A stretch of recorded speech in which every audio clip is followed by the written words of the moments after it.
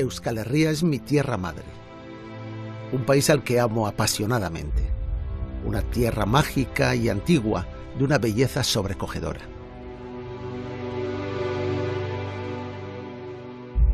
Nos gusta pensar que nuestra historia como pueblo es un misterio único e indescifrable, una historia romántica envuelta en viejas creencias, sin nombres ni fechas precisas. Pero eso no es historia. Esa es la mitología de un pueblo. He dedicado casi toda mi vida al estudio de Euskal Herria y a la investigación de su historia y su cultura.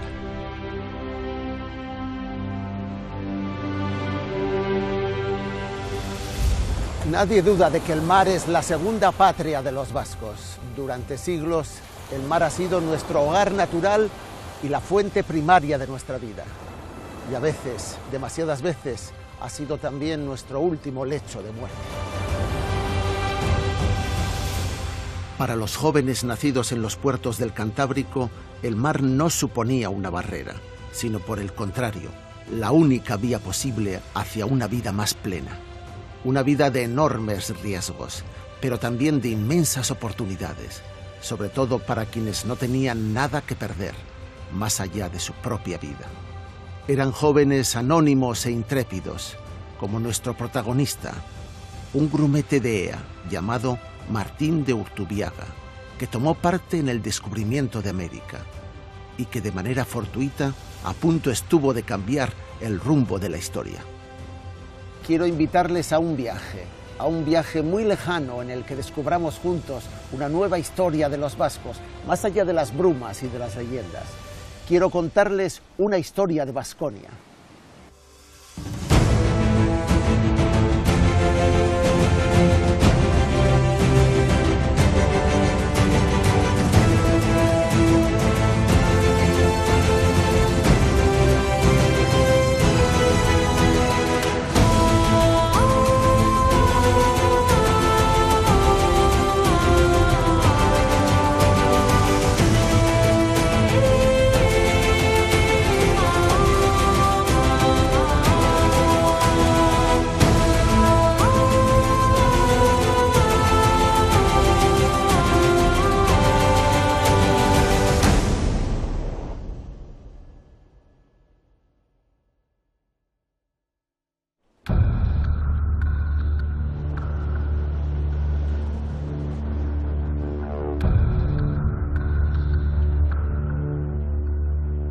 Una cosa es segura, desde la Edad Media, muchos vascos sintieron la llamada del mar, hicieron del mar su casa, pues poco les ataba a tierra firme. En una tierra tan pobre como lo era la Baskonia costera, que apenas daba lo justo para alimentar a las familias de labradores, la primera gran migración de los vascos fue el destierro flotante en los barcos de altura. El mar fue la fortuna de los desheredados de la tierra. Y en el mar llegaron a sentirse como en su propia casa, llegaron a creerse que todo el mar les pertenecía, que todos los mares del mundo eran suyos y que bastaba con ir y cogerlos. La navegación de larga distancia de las gentes del Cantábrico no se reactivó hasta mediados del siglo XI. Una fecha que sintomáticamente coincide con el fin de la edad vikinga en estas latitudes. No debe ser casual, pues los vascos aprendimos mucho de sus sistemas de navegación y de construcción naval. Los ataques vikingos eran asaltos relámpagos realizados por sorpresa, y la península ibérica lo sufrió durante 2 siglos exactos, desde el 844 a 1050. Solo después de su fin empiezan a revitalizarse los puertos vascos, prácticamente abandonados desde la caída del Imperio Romano. En 1185, y por decisión del rey de Navarra, Donostia fue el primer puerto vasco en ser reflotado. La ciudad conserva todavía vestigios de aquel primer y antiguo puerto medieval. Están escondidos debajo de los muelles actuales que conservan parte de su fisonomía.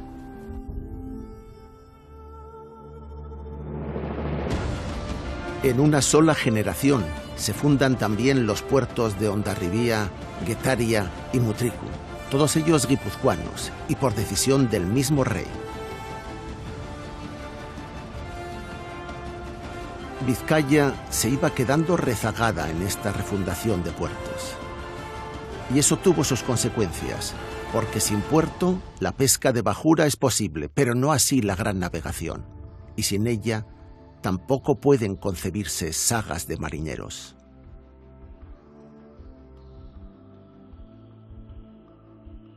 Se supone que en Vizcaya, como era un señorío, estaban esperando a que los fundase el señor, la familia de los Haro, que no tenía intereses marítimos.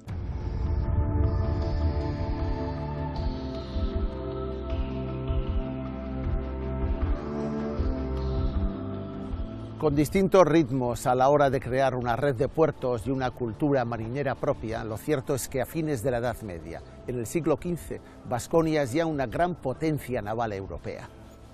En puertos como este se reúnen cientos y cientos de marineros experimentados en todas las rutas de la fachada atlántica europea y también en el Mediterráneo occidental. Son hombres curtidos en rutas comerciales desde Andalucía hasta el Báltico, en expediciones pesqueras habituales al mar de Irlanda y en compañías de caza ballenera en todo el Cantábrico. En estos puertos había atracadas decenas de naos, chalupas de transporte marítimo y naves ligeras de madera llamadas pinazas. Así lo atestiguan diferentes restos arqueológicos de la época y numerosos documentos. Este barco, encontrado a las puertas de Guernica, cubierto por una montaña de fango y de lodo, es una pequeña pinaza medieval, una nave de transporte de unos 13 metros de eslora y 4 metros de manga. Funcionaba simultáneamente a vela o a remo y podía llevar unos 6 o 7 marineros.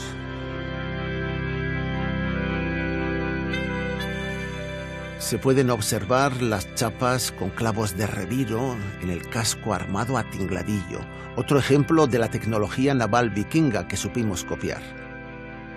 En los últimos años de su vida, a mediados del siglo XV, este barco se dedicó a traer mineral de hierro desde Muskis hasta la ría de Urdaibai. Es un barco anterior a la era de Cristóbal Colón. Es el más antiguo y completo encontrado en el Cantábrico. Una buena muestra del excelente oficio de los carpinteros de Ribera vascos. Porque en lo que verdaderamente logró destacar Baskonia es en la construcción naval. Dispone de los recursos básicos a un tiro de piedra. Playas en estuario que sirven de rampa y varadero entre las mareas para las botaduras. Abundantes bosques de robles costeros y las mejores ferrerías del continente para fundir las piezas metálicas. Además, todos estos materiales eran muy fáciles de importar a través del comercio marítimo. Lo que nunca le faltó a Euskal Herria es una inmensa reserva de mano de obra cualificada, carpinteros de ribera, calafates, toneleros, todos los oficios de la madera.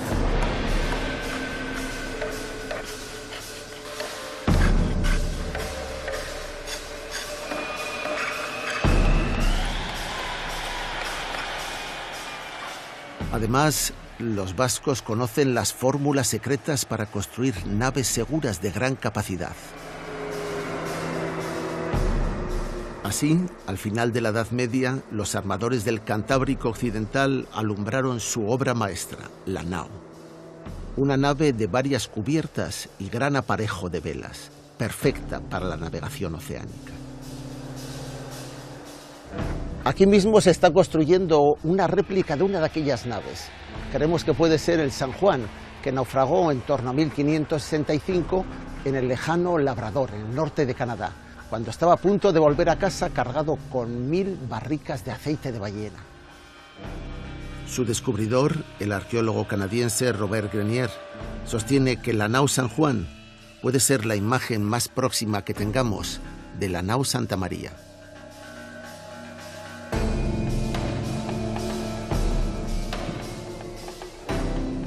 Estamos investigando cómo era la nao Santa María, la capitana de la primera expedición de Colón. y hemos venido a Pasai San Pedro, a la factoría marítima Albaola, para hablar con Xavier Agote, que está construyendo un barco que creemos que puede tener muchas similitudes con aquel barco legendario. Xavier, ¿qué estáis haciendo aquí? ¿Qué barco es este? Estamos construyendo un barco ballenero del siglo XVI. ¿Un barco ballenero del siglo XVI? Sí, el San Juan. El San Juan. Sí. ¿Y este San Juan de dónde sale? Este barco tiene una historia muy grande, porque es un barco que sabemos que se construyó en este mismo puerto, en Pasaia, y que zarpó en 1565 rumbo a lo que hoy día es Canadá, para hundirse en Red Bay.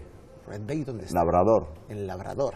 Y ahí se quedó al norte de Canadá, estamos hablando. En las aguas gélidas de Labrador estuvo esperando a los arqueólogos, pues más de 4 siglos y medio, y ahí estuvo, pues descansando, para ser sacado a la superficie, pieza a pieza, y después de un trabajo muy riguroso de muchos años de investigación, pues aquí tenemos la posibilidad de reconstruirlo de manera idéntica, igual que antes. Es decir, nunca jamás hasta este momento se había hecho una réplica utilizando fuentes científicas. Es una época en la que no había planos para hacer los barcos, entonces el plano estaba en la cabeza del constructor, y por ese motivo, pues hasta que se descubrió este barco, pues no sabíamos exactamente cómo eran. Sabíamos qué aspecto podían tener a través de los cuadros, pero cómo eran sus entrañas, hasta que no lo sacaron del fondo del mar, pues no sabíamos. Dice nuestro amigo, le tengo oído a nuestro amigo Robert Grenier, que es el arqueólogo que excavó el San Juan en Canadá, que el San Juan podría ser lo más parecido que tenemos en el mundo a la Santa María de Colón. ¿Qué te parece eso? Sí, ¿Crees que es posible? Sí, porque hay que tener en cuenta que son de una época similar. Este barco pues tiene 70 años más. Sí. Sin embargo, hay algunos matices, es decir, es muy parecido, pero sin embargo, aquel era un barco de... ¿Qué parecidos y qué diferencias crees que podría haber entre ellos? Estéticamente muy parecido, es decir, digamos que la estructura tenían que ser prácticamente idénticos, ¿no?, la manera de construir el barco. Sin embargo, la Santa María era un barco de exploración, era un barco pequeño, sí, porque generalmente se han solido representar muy grandes para la gloria de los reyes, pero generalmente los barcos de exploración eran pequeños. Y igual que la nao Victoria, es decir, pues esos barcos rondaban entre las 80 y 120 toneladas aproximadamente, y la nao Santa María rondaría las 120 toneladas probablemente. Sí. ¿Qué tal navega un barco de estos? Tú eres marino, Xavier, tú has cruzado el Atlántico a remo, ¿tú te atreverías a atravesar el Atlántico con un barco como este? No solamente me atrevería, sino que lo voy a atravesar. Sí. Buena suerte, capitán.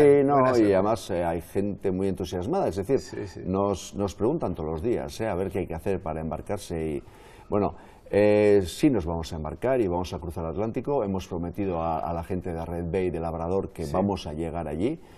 Y yo la verdad es que no tengo ninguna duda del comportamiento de este barco, porque es una réplica fiel a la original. Es decir, estamos hablando de un barco que fue sacado pieza a pieza del fondo marino, y cada pieza que estamos reproduciendo está en base a esos dibujos que nos han proporcionado los arqueólogos.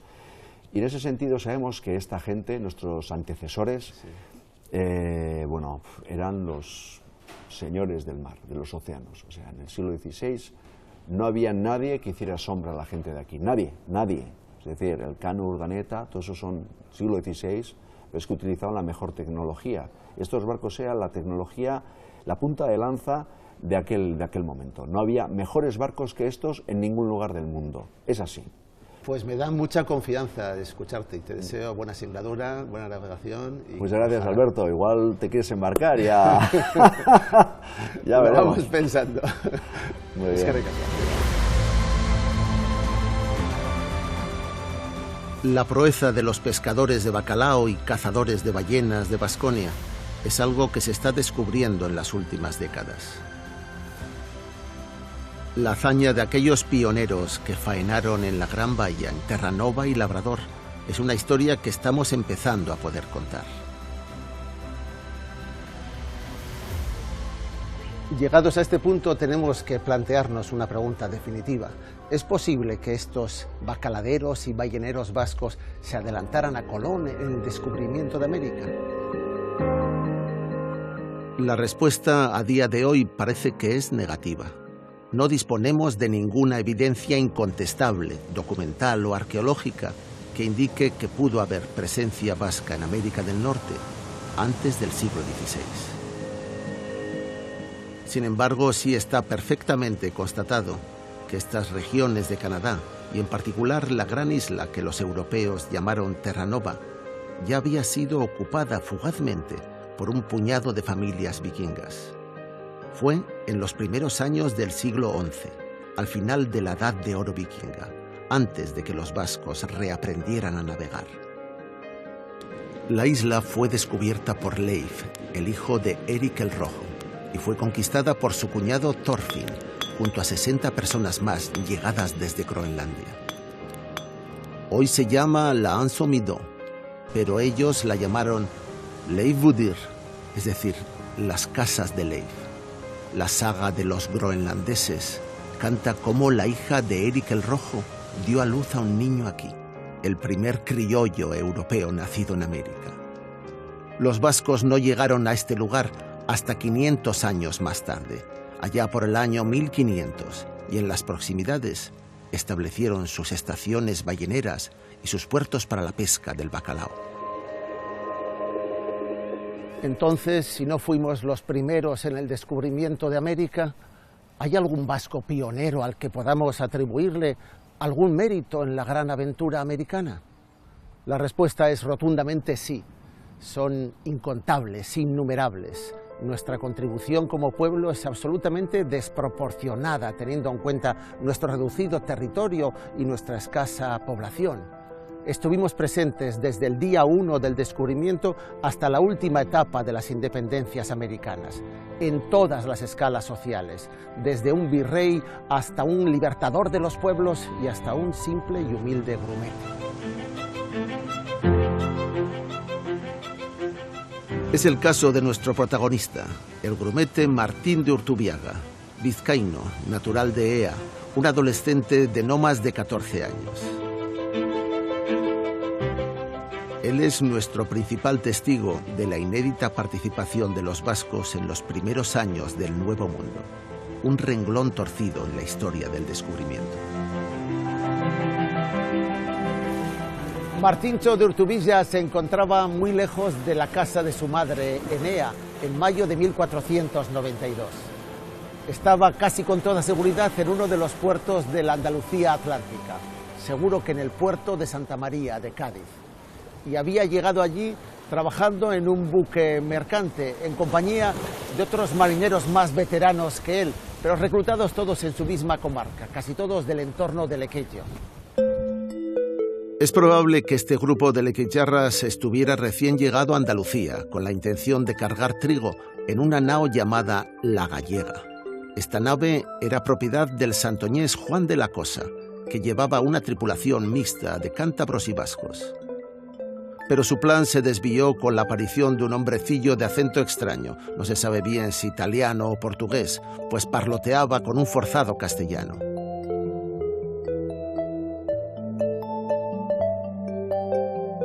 Su objetivo era enrolarlos en 3 navíos con el fin de realizar un largo viaje a un destino lejano que se negaba a revelar.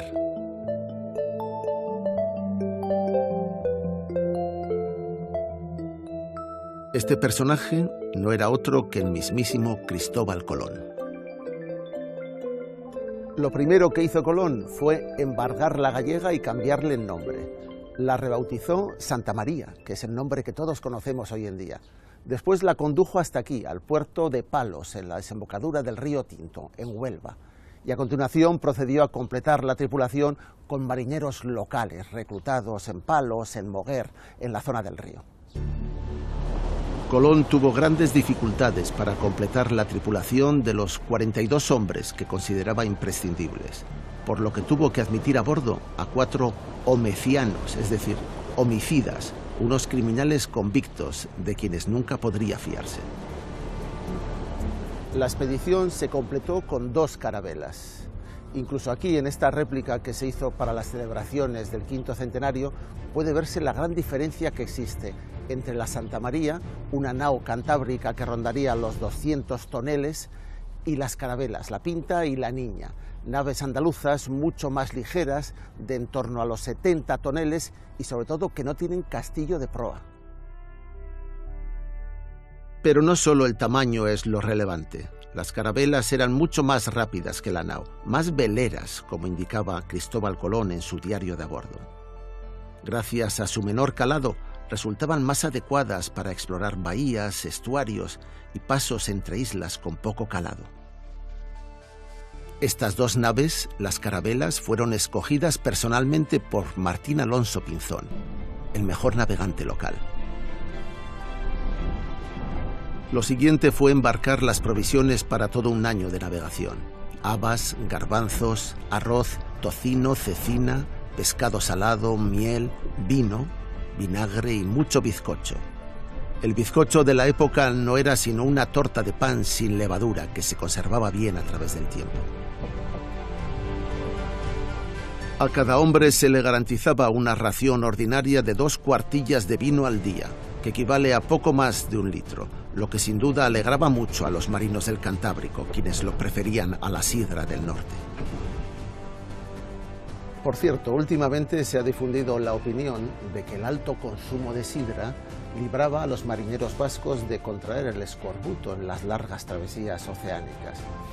Pero parece que esta idea no tiene ninguna base científica. La vitamina C, que está presente en la manzana, como en muchas otras frutas, es una sustancia muy inestable, que se oxida y desaparece en la fermentación de la sidra.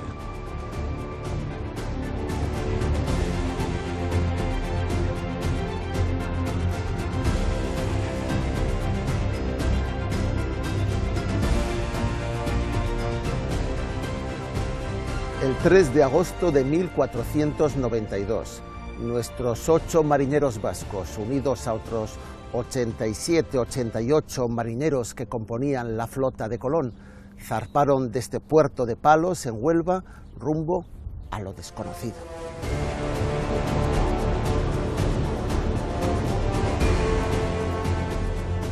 Dirigía la expedición Cristóbal Colón, un veterano marino genovés, muy viajado, y que como buen italiano era de palabra persuasiva. Tras años perseverando, logró convencer a los reyes católicos para que le subvencionaran un viaje de descubrimiento, pues pretendía llegar a las Indias por una vía nueva, la del oeste. Aun contando con el apoyo de los reyes, a Colón le costó 6 meses más reunir los barcos, la tripulación y los suministros necesarios para la travesía. Era su proyecto personal, el proyecto de su vida, y prácticamente no conocía a ninguno de los marineros que viajaban con él. Y tampoco le importaban demasiado, ni pretendía que le quisieran. Solo les necesitaba para maniobrar las naves. Nunca les contó la verdad de sus planes, y les engañó siempre con falsos cálculos de navegación. Hoy podemos asegurar que el objetivo de su exploración tenía un propósito exclusivamente económico: la búsqueda de una nueva ruta comercial. Por ese motivo no quiso llevar ningún soldado, ni sacerdote, ni mujer alguna.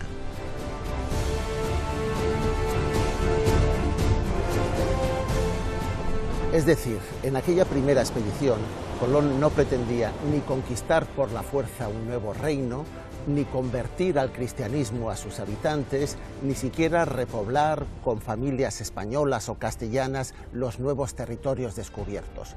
Lo único que buscaba era abrir una nueva ruta comercial hacia el extremo de Asia.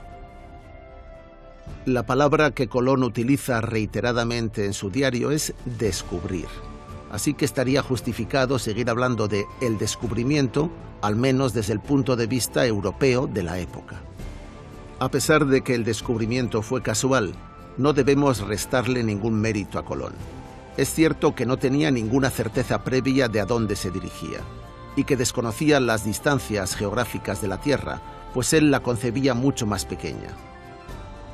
Pero su extraordinaria capacidad de observación y veteranía marinera obraron a su favor, porque Colón sabía qué camino debía tomar, y sobre todo, la clave de su éxito: estaba convencido de saber cómo regresar. Colón había vivido varios años en las islas del Atlántico. Conocía bien los vientos alisios. Sabía que a la altura de Canarias, en torno al paralelo 28, el viento siempre sopla desde África hacia el Atlántico. Bastaba dejarse llevar océano adentro y tener suficiente agua y comida para aguantar lo que durase la travesía. Y sabía también que 1000 millas más al norte de las Canarias, en las islas portuguesas de las Azores, a la altura del paralelo 38, el viento contralisio siempre sopla desde el Atlántico hacia Europa. Bastaba con colocar los barcos en esa línea para regresar a casa. Dicho así parece fácil, pero nadie lo había puesto en práctica, ni siquiera los portugueses, que estaban mucho más adelantados que la Corona de Castilla y que los vascos en la navegación atlántica.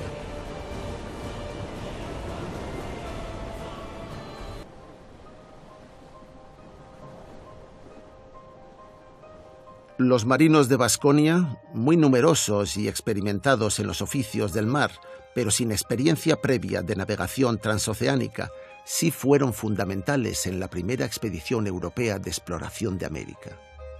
Fue un grupo muy reducido, porque pequeña era también la flota, y estaban bien identificados culturalmente como los vizcaínos, aunque estuvieran muy hermanados y a veces bajo el mismo nombre con los cántabros de la expedición.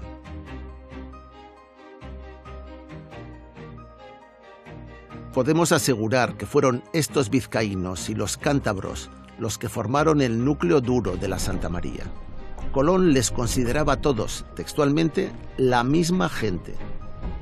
Su participación se produjo por causas puramente circunstanciales. Colón los contrató casi a la fuerza, por lo que aquel plan les resultaba completamente ajeno, pero sin duda parecían las personas adecuadas, y no parece tan casual que se hallasen en el lugar oportuno. Y entonces, ¿qué pasó con aquel grupito de lequeitxiarras que formaron parte de la primera tripulación de Colón? ¿Por qué, si fueron protagonistas de uno de los momentos clave de la historia de la humanidad, sus nombres no son desconocidos? ¿Por qué no están escritos con letras de oro en el libro de historia de Baskonia? La razón es muy sencilla: porque no regresaron, porque murieron todos, porque fueron las primeras víctimas del descubrimiento de América. La historia de la expedición de Colón es universalmente conocida. Tras 2 meses de travesía, demasiados falsos indicios y estando al borde del amotinamiento, finalmente, el 12 de octubre de 1492, avistaron tierra en una isla de las Bahamas, a la que Colón bautizó como San Salvador.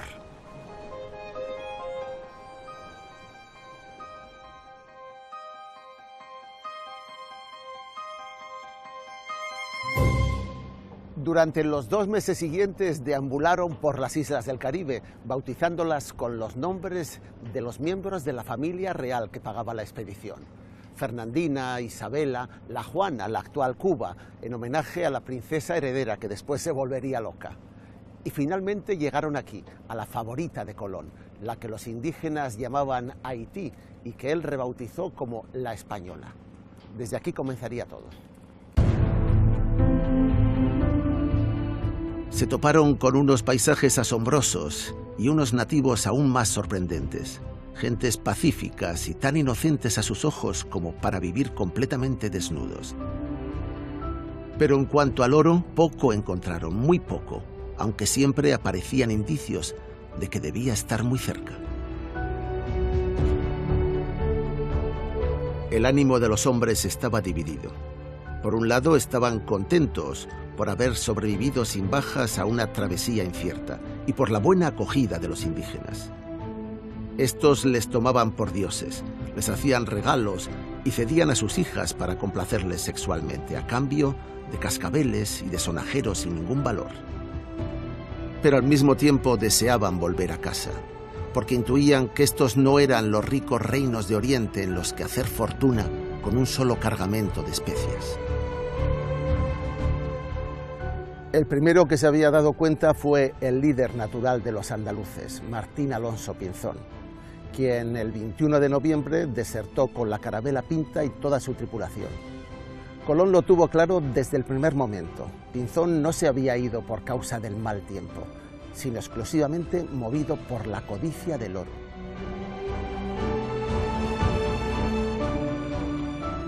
Un mes más tarde, al llegar las Navidades, Colón estaba decidido a iniciar el regreso de inmediato. Pensó en pasar las fiestas fondeado en la actual Bahía Caracol, en Haití, frente al poblado del cacique Huacanagarí, un buen anfitrión que había resultado especialmente afectuoso. Bahía Caracol es un amplio espacio marítimo muy resguardado de los vientos y también de las corrientes marinas. La mayor parte de la bahía es de fondos fangosos, en los que es difícil que las uñas de un ancla puedan agarrar bien.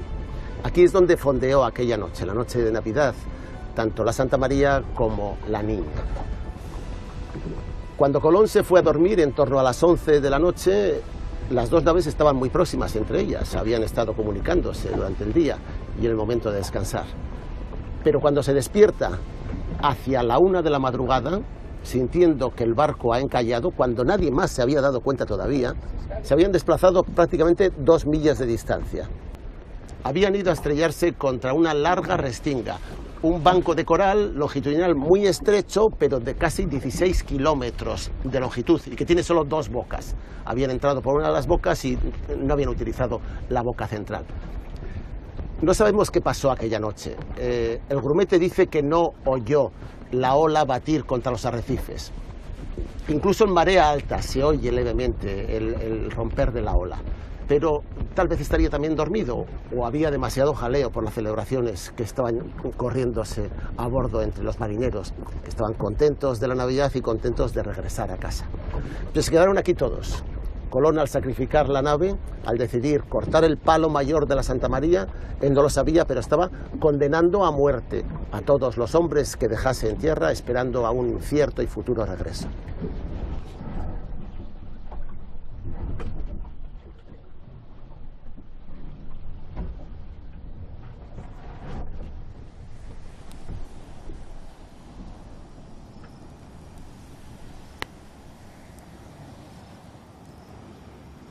Dejemos que nos cuente él mismo lo que ocurrió en las horas siguientes, el drama de aquella primera noche de Navidad celebrada en suelo americano que estuvo a punto de cambiar por completo la historia del mundo. En sus recuerdos transcritos por Fray Bartolomé de las Casas leemos lo siguiente. Serían las 11 horas de la noche y decidió echarse a dormir, porque hacía 2 días y una noche que no había dormido nada. Como estaba la mar en calma, el marinero que gobernaba la nave, el contramaestre, también decidió irse a dormir y dejó el timón a un mozo grumete, lo cual siempre lo había prohibido el almirante durante todo el viaje. Es decir, que hubiese viento, hubiese calma, que nunca dejasen gobernar a los grumetes. Hasta donde sabemos, nunca se ha identificado con su nombre a los marineros que se sucedieron en la caña del timón cuando Colón se fue a dormir aquella noche. Pero hoy tenemos buenos indicios para pensar que el contramaestre que se quedó dormido, tal vez por la excesiva carga de vino, por la celebración de la Navidad, podría ser Chachu de Lequeitio, y que el grumete que le dio el relevo podría ser el joven Martíncho de Urtubiaga, de Ea, con quien mantenía una afectuosa relación.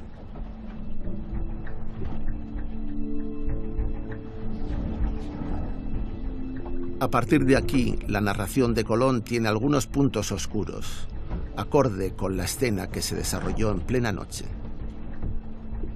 Quiso nuestro Señor que a las 12 horas de la noche, como habían visto acostarse al almirante y veían que la mar estaba en calma muerta, todos se acostaron a dormir. Quedó el timón en mano de aquel muchacho y las aguas que corrían llevaron la nao sobre uno de aquellos bancos. El mozo, que sintió el codaste de la quilla y escuchó el sonido de la mar, dio voces, a las cuales salió el almirante. Fue tan presto que aún ninguno había sentido que estuviesen encallados. Cuando el almirante vio que su gente huía y que la marea bajaba con la nave en contra, no viendo otro remedio, mandó cortar el mástil y descargar de la nao todo cuanto pudieron para ver si podían sacarla. Pero la marea seguía bajando y ya nada se podía hacer. Girada de lado hacia el mar, casi sin fondo ni profundidad. Entonces empezó a abrirse el casco y a entrar agua, aunque la nao no se rompió.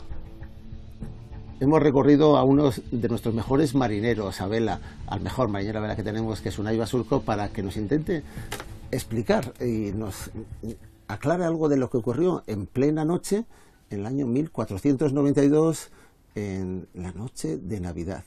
Encalla la Santa María y se toman una serie de decisiones encadenadas en un ambiente que no comprendemos. ¿Qué estaba pasando, Unai, en aquella noche, en la Santa María? Colón venía, creo que de unas fiestas que había organizado previamente. Navidad. Y se volvían para España. Se volvían. Sí. Murieron un poco de éxito, ¿no? Se veían, yo creo, ya en Sevilla de vuelta con lo mucho conseguido y empezaron a celebrar antes de tiempo. Eso les llevó a estar cansados y cuando encallan, cuando embarrancan, las decisiones que se toman, pues yo creo que desde la tranquilidad de hoy en día y de estar aquí hablando son erróneas y aturulladas. Él dice, estaba la mar plato, dice, como una escudilla, plato. Claro. Y nadie sintió, él dice, menos yo, menos Cristóbal Colón, yo me levanto enseguida y me he dado cuenta de que hemos embarrancado, de que hemos encallado.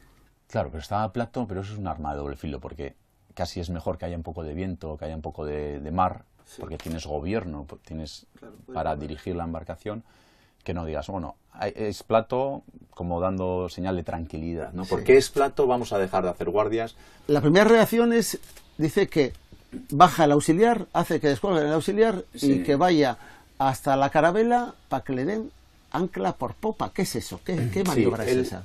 Él había encallado, había equivocado, no tenía un paso limpio entre los arrecifes, entre las aguas, y se quedan encallados, embarrancados en un arrecife. Pero muy suave. Muy suave, porque ten en cuenta que dice que no había viento, entonces las corrientes... Ni mareas. Pues serían de 2 nudos, nudo y medio, ponle 3 a lo máximo, entonces bueno, sería un chocar, para que nos entendamos, pero muy lento, ¿no? Como muy gradual, como apoyarse lentamente. Hasta que nuestro amigo de EA se da cuenta que no tiene gobierno, o sea, que ya no va para ningún lado el barco, que el barco está encallado totalmente. Y lo primero que se le ocurrió fue echar un ancla por popa. ¿Qué es eso?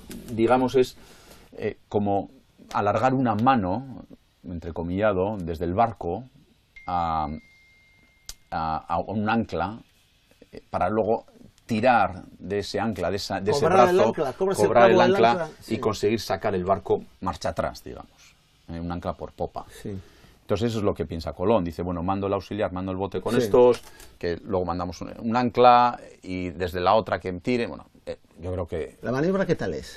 Yo creo que es una película que... A la 1 de la madrugada, de día, en condiciones físicas y mentales buenas, puede tener alguna probabilidad de éxito, pero desde luego en esta situación ninguna, ¿no?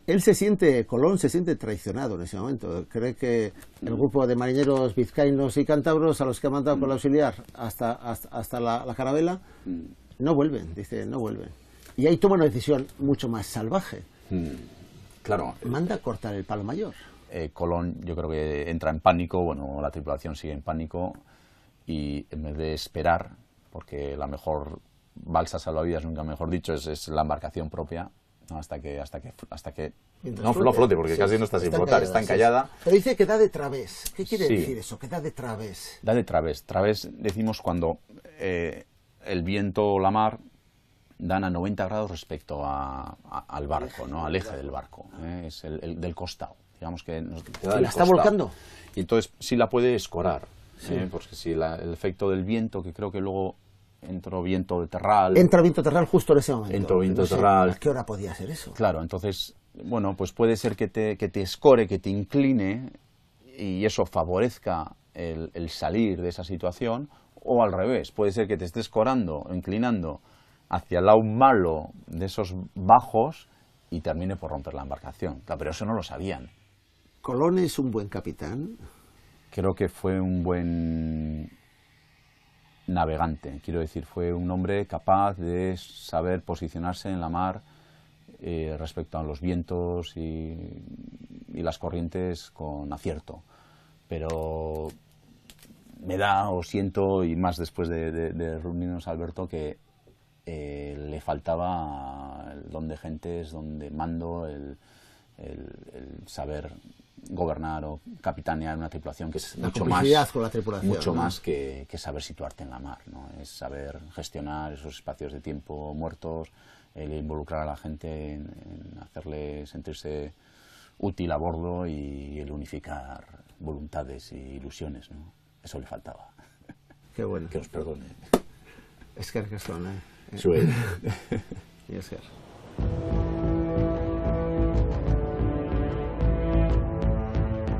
Nunca sabremos con certeza lo que ocurrió en estas aguas la noche de Navidad de 1492. Todos los relatos que se han conservado son tardíos, incompletos y parecen estar intencionalmente manipulados. Y sin embargo, los pequeños hechos que ocurrieron en este lugar remoto y marginal del planeta, en aquellas horas oscuras, cambiaron para siempre no solo la vida de nuestro involuntario grupo de protagonistas, sino toda la historia del mundo.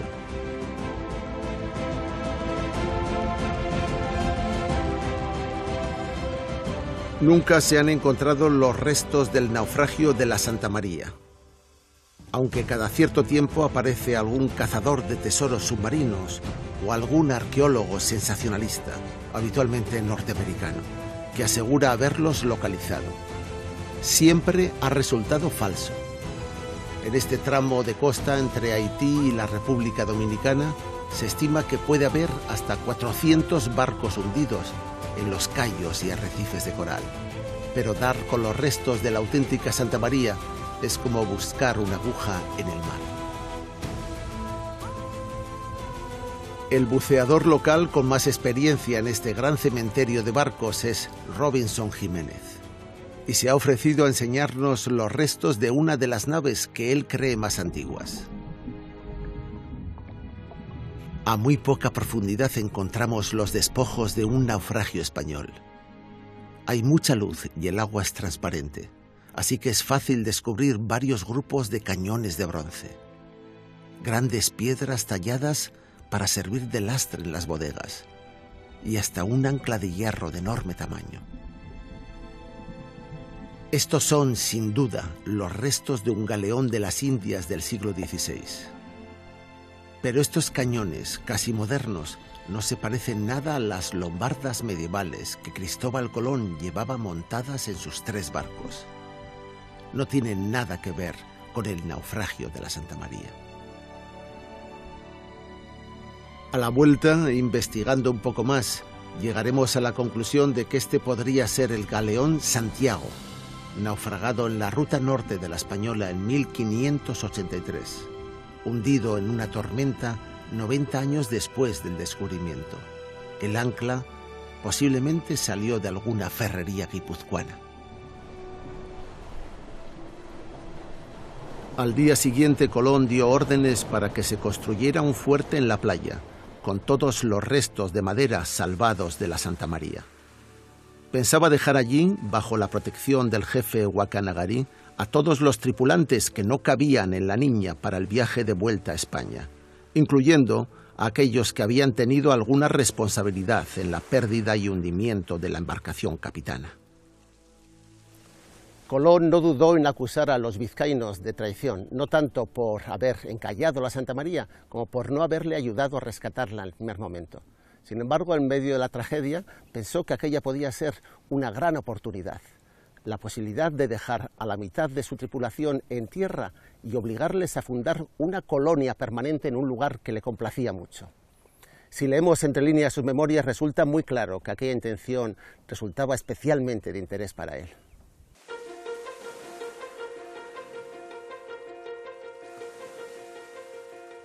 Así que todo fue propicio para que se diera este comienzo. Y sobre todo, que cuando encalló la nao, fue todo tan rápido que casi no se sintió que había ola ni viento. Todo esto nos dice el almirante, Y añade más para demostrar que fue una suerte la determinada voluntad de Dios de que la nao encallase allí, porque así pudo dejar a gente en la playa. Si no fuera por la traición del maestre y de su gente, que eran todos o los más de su tierra, de no querer echar el ancla por popa para sacar la nao se podía haber salvado, pero entonces no hubiera podido ocuparse la tierra. En el fuerte La Navidad se quedaron 39 personas con provisiones suficientes para pasar un año entero. Vieron zarpar a Colón y a sus compañeros en La Niña, confiando en la promesa de que volverían a rescatarlos tan pronto como fuera posible. Antes de zarpar, todavía realizó Colón un gesto de significado ambiguo. Hizo disparar con una lombarda una bala de piedra que atravesó el casco de la Santa María. Lo hizo para demostrar a los indígenas taínos lo fuerte que era y para que temieran a quienes iban a quedar en la isla. La banda de supuestos traidores lequeitiarras se convertían así y de manera forzosa en unos de los primeros pobladores europeos de América en la Edad Moderna, es decir, después de los vikingos. Y entonces aquí termina toda la participación de los vascos en el primer encuentro con América. Colón realiza su segunda proeza como navegante al ser capaz de regresar a España por la ruta de las Azores. Por el camino fue retenido por el rey de Portugal, quien, interesado extraordinariamente por sus descubrimientos, cuestiona la legalidad de Castilla al extender su jurisdicción sobre el Nuevo Mundo. Finalmente, Colón alcanza la gloria universal al presentarse ante los reyes y la noticia del descubrimiento de un nuevo continente se difunde en toda Europa de inmediato. Pero Colón ya estaba pensando en volver al nuevo continente y organiza una enorme flota mixta de colonización y combate. Esta vez eran casi todo carabelas, las más ligeras, y su objetivo era mucho más ambiciosas. Embarcó en ellas a soldados, colonos, ganados, semillas, curas, herramientas, incluso algunas de las primeras mujeres. Su propósito era fundar su propio reino, subordinado a los reyes católicos. Colón ya no es un mercader genovés buscando un cargamento de especias barato, sino un aspirante a gran señor feudal de los mares.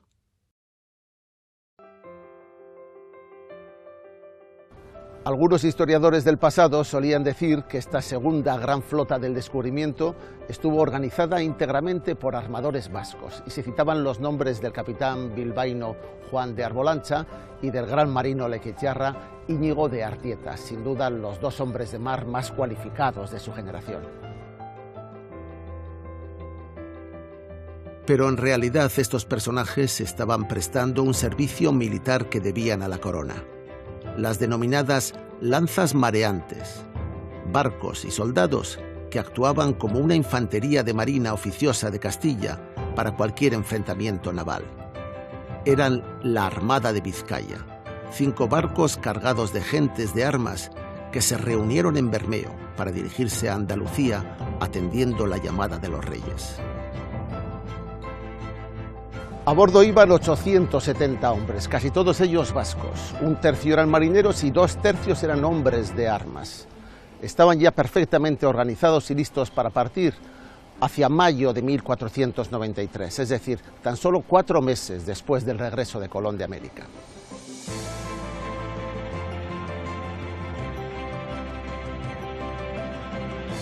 En esta ocasión la navegación fue mucho más rápida que la primera vez, posiblemente debido a la ausencia de pesadas naos que pudieran frenarla. No fueron directos a la Española, la isla donde, como recordamos, había quedado buena parte de su tripulación. Pero tampoco tuvieron problemas para encontrarla. Colón la tenía perfectamente fijada en el mapa.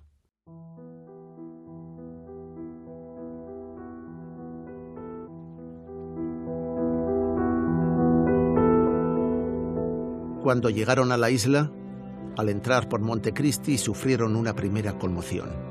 pues en el primer desembarco encontraron 2 cadáveres maniatados, algo que les causó una enorme inquietud. Al llegar al fuerte de la Navidad, lo encontraron completamente vacío y con señales de haber sufrido un ataque. Había muertos en los manglares próximos. Todos ellos eran barbudos, es decir, cristianos. Como todavía no les había crecido la hierba encima, calcularon que habían muerto pocos días antes, posiblemente cuando la expedición ya estaba tocando este lado del Atlántico.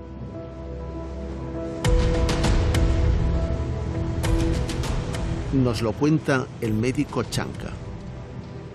Y entre tanto saltaron a tierra algunos por mandato del almirante y fueron al lugar donde solía estar la Navidad, hallando el cortijo quemado, y donde todos los cristianos habitaban, tenían todo lo suyo derribado y quemado. El jefe indígena Wakanagari hizo un poco la pantomima de que estaba herido por haber intentado defender a los habitantes de la Navidad de ataques de una tribu enemiga. Serían los seguidores de Kaonabo y se los habrían comido. Así se inventó el mito del caníbal, que tanto terror daría a los exploradores europeos durante siglos. La palabra caníbal nació aquí y en realidad es una mala interpretación de la palabra Caribe, que es uno de los pueblos más belicosos de la isla. El cacique local le dijo a Colón: a tus amigos se les han comido los caríberes, y Colón entendió: ¿se les han comido los caníbales? Lo cierto es que no hay ninguna evidencia de que los miembros que se quedaron en la playa del primer viaje fuesen devorados por los indígenas. Pero de ser así, hipotéticamente, en el primer menú caníbal de la historia moderna entraría sin duda la carne de marineros vascos.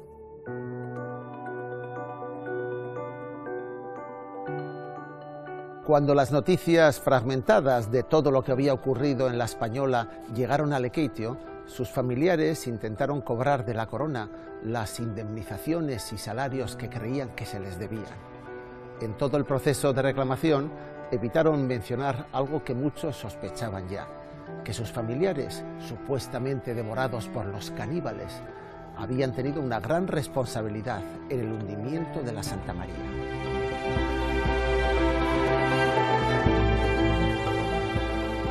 A través de su abogado, María de Urtubiaga, demandó los sueldos debidos al grumete Martincho, su hijo. María de Vizcarra los de Chomin, el tonelero de Ispaster. Y Catalina de Deva, como madre de Chachu, pidió los sueldos debidos al contramaestre. Juntos presentaron una reclamación a la corona. Este caso lo llevó de manera mancomunada el abogado Martín Pérez de Licona, quien terminaría siendo alcalde de Lekeitio. Desde luego, la implicación de Lekeitio en la primera fase del descubrimiento de América no podía haber sido más notoria.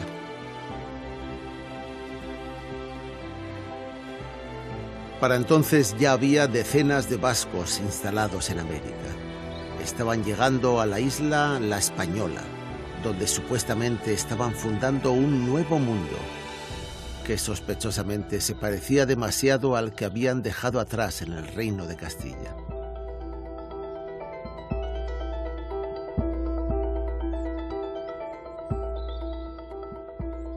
Vascos como nuestro joven grumete Martincho de Urtubiaga, el tonelero Chomin de Ispaster y Chachu, el contramaestre Lekeitiarra, fueron las primeras víctimas mortales del descubrimiento de América. Pero en las décadas siguientes, quien suministró todas las víctimas y todas las muertes fue el pueblo indígena. Taínos y caribes fueron exterminados por completo de la isla. Y a los nuevos colonizadores españoles les resultó casi obligado para su proyecto sustituirlos por una mano de obra más dócil y más resistente. Para ello traficaron con esclavos negros africanos. Llegaron masivamente, se estiman más de 30.000 los que pudieron llegar durante las primeras centurias de la colonia. Hoy en día son esos descendientes de esclavos quienes conforman más del 50% del patrimonio genético de la isla. La Española fue, como siempre, pionera en las innovaciones de América.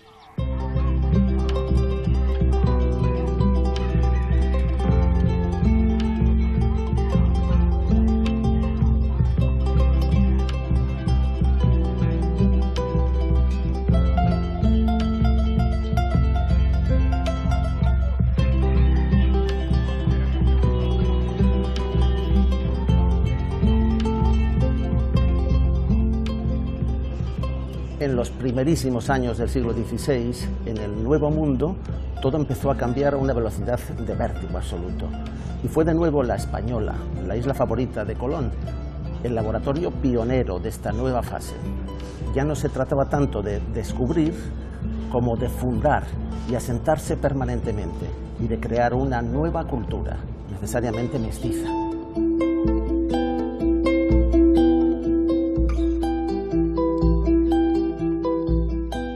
¿Y qué se funda? Se funda toda una réplica en miniatura de las instituciones tradicionales y de las formas de vida europeas, por primera vez en América. A partir del año 1502, en la villa de Santo Domingo de Guzmán, aquí en la isla de la Española, aparecen todas las primacías creacionales, fundacionales de la Nueva América. La primera catedral, el primer obispo, la primera misa, la primera audiencia judicial, el primer gran palacio de piedra, la primera casa urbanizada, el primer hospital, la primera gran mansión señorial. Todo un mundo nuevo que estaban haciendo aquí.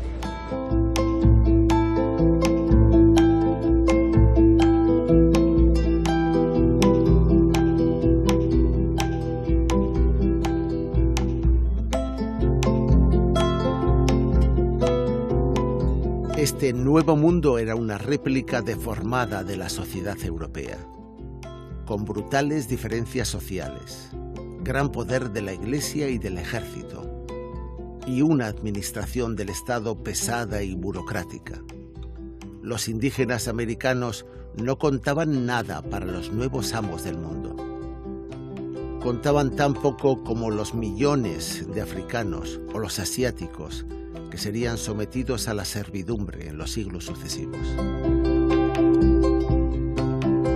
El tiempo del colonialismo y de la hegemonía mundial del hombre blanco había empezado a correr una noche de Navidad en un remoto arrecife del norte de Haití, cuando el almirante Cristóbal Colón consiguió salvar su vida de un naufragio fatal y logró completar su misión. Un niño vasco pudo haber detenido el reloj de Colón aquella noche y todo hubiese ocurrido de otra manera. O tal vez no, pero seguramente la historia del mundo tendría diferentes protagonistas.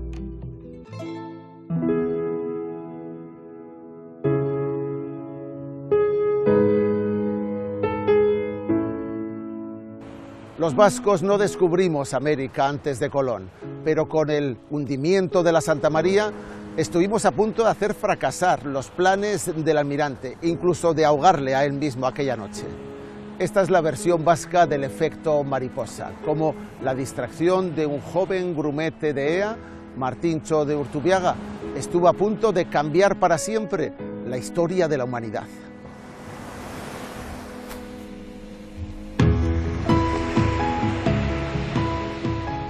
Si Colón hubiese muerto aquella noche de Navidad, es seguro que los reyes católicos y Castilla como reino nunca habrían subvencionado otra expedición a lo desconocido. Se habrían volcado en el Mediterráneo y a buen seguro la historia de la humanidad sería bien distinta. Para los portugueses era solo cuestión de un poco más de tiempo, que en alguna de sus singladuras atlánticas hubieran descubierto un camino a Occidente y hubieran colonizado solos el Nuevo Mundo. Si la tripulación de la Santa María se hubiera hundido con el barco en aquella fatídica noche, hoy se hablaría portugués desde la Patagonia a Estados Unidos, con todas las consecuencias que podamos imaginar en una cadena de especulaciones. Sería otra América, otro mundo.